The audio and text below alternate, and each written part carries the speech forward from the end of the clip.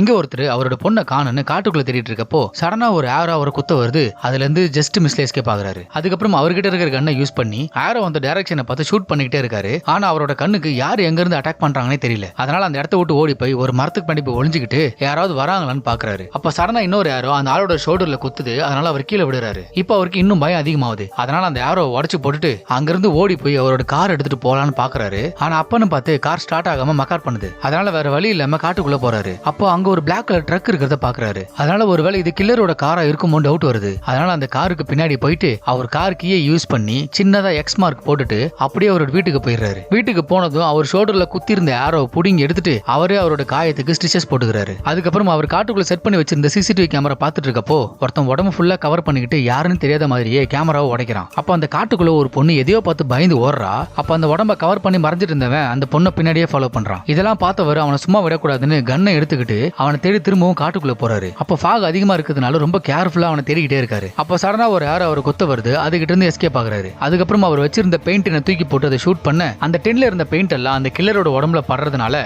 அவன் எங்க இருக்கான்னு தெரிஞ்சு போயிடுது. அதனால இவரே அந்த கில்லரை திருத்திக்கிட்டே ஓடுறாரு. ஆனா அந்த கில்லர் எப்படியோ அவர்கிட்ட இருந்து எஸ்கேப் ஆகிடுறான்.